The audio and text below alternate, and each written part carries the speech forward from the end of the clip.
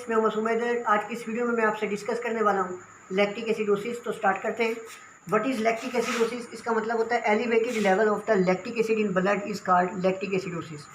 अब यहाँ से आप देख सकते हैं कि लैक्टिक एसिड का लेवल जब भी बढ़ेगा तो इस कंडीशन को क्या कहेंगे। दूसरी बात, लैक्टिक एसिडोसिस और एसिडोसिस है, इसका मतलब क्या है कि पीएच ब्लड की क्या हो जाएगी, कम होगी जब भी कभी लैक्टिक एसिड नॉर्मल लेवल से ज़्यादा होगा।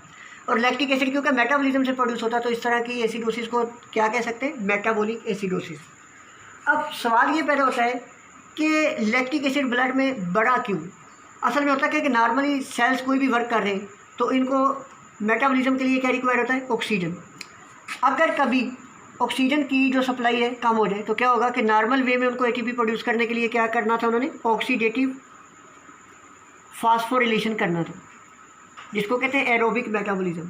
जब ऑक्सीजन की सप्लाई कम होगी तो अब सेल्स ने एनर्जी तो उनको चाहिए, तो फिर एटीपी वो ऑक्सीडेटिव फास्फोरिलेशन की बजाय किससे प्रोड्यूस करेंगे, बाय एनारोबिक मेटाबॉलिज्म। और एनारोबिक मेटाबॉलिज्म के एंड प्रोडक्ट क्या होगी, लैक्टिक एसिड। अगर लॉन्ग टाइम के लिए ऑक्सीजन कम रहे तो क्या होगा, सेल्स का एरोबिक की बजाय एनारोबिकली मेटाबोलाइज करते रहेंगे, जिसकी वजह से अल्टीमेटली लैक्टिक एसिड का लेवल बढ़ता रहेगा। अब कौन सी ऐसी कंडीशन है जिनमें सेल्स को ऑक्सीजन की सप्लाई कम हो जाती है? Number 1, myocardial infection. इसमें क्या होता है, हार्ट प्रॉपर ब्लड ही नहीं पंप कर पा रहा, जिसकी वजह से क्या हो गया, ऑक्सीजन की कमी हो गई। दूसरी बात, पल्मोनरी एम्बोलिज्म, मतलब लंग्स की जो वेजल्स हैं उनमें कोई ऑब्स्ट्रक्शन हो गई। अब जो ब्लड आ रहा है उसमें प्रॉपर ऑक्सीजन ही ऐड नहीं हो रही, तो जो ऑक्सीजन कम ऑक्सीजन वाला ब्लड जब टिश्यूज़ तक जाएगा तो फिर टिश्यूज़ जो है वो प्रॉपर एरोबिक मेटाबॉलिज्म नहीं कर सकेंगे, शॉक हो गया। इसके अलावा क्या, अनकंट्रोल्ड हेमरेज में ब्लड लॉस बहुत ज़्यादा हो गया, जिसकी वजह से क्या होगा कि अब blood supply to the tissues कम हो गई, जिसकी वजह से ऑक्सीजन जब कम होगा तो टिश्यूज़ जो है सर्वाइव करने के लिए एनारोबिक मेटाबॉलिज्म में चल जाएंगे और लैक्टिक एसिड का लेवल बढ़ जाएगा। कंपनसेशन इसकी क्या है, सिंपल सी बात है, सेल्स को ऑक्सीजन चाहिए तो हम बाहर से क्या देंगे उनको, ऑक्सीजन। ये जो एडिशनली बाहर से हमने ऑक्सीजन दी है ताकि जो सेल्स एनारोबिक से दोबारा एरोबिक पे आ जाए, इसको कहते हैं oxygen debt. What is oxygen debt? अब इसके बारे में आप अक्सर वाइवा में पूछ लेते हैं और इम्पोर्टेंट ये एमसीक्यू भी, ऑक्सीजन डेट क्या होता है।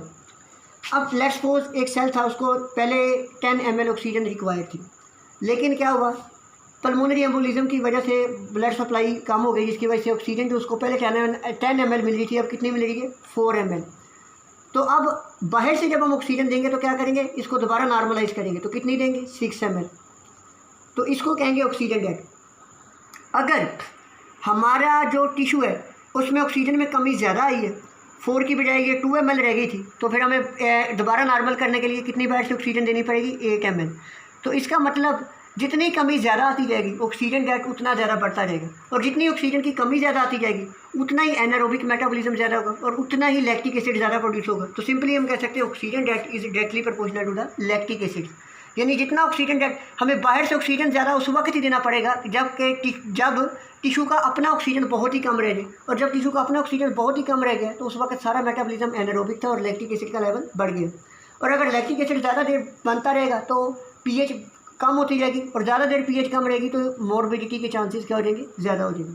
तो ये जनरल था, एक आपने रूल याद रखना है। उसके बाद अब सिग्निफिकेंस क्या लैक्टिक एसिडोसिस की, कि ये अर्ली साइन है हमारे पास किसका, ऑक्सीजन डिप्लीशन का। कि क्लिनिकली हम क्या करते हैं, कोई भी पेशेंट है, शॉक का पेशेंट लेट्स सपोज, हम देखते हैं उसमें लैक्टिक एसिड का लेवल ब्लड में डेफिनेटली अगर ज़्यादा बढ़ा हुआ है तो इसका मतलब क्या है कि उसका ऑक्सीजन जो कंटेंट है ब्लड का बहुत कम रह गया, हमें ऑक्सीजन डेट उसको क्या करना पड़ेगा, ज़्यादा देना पड़ेगा।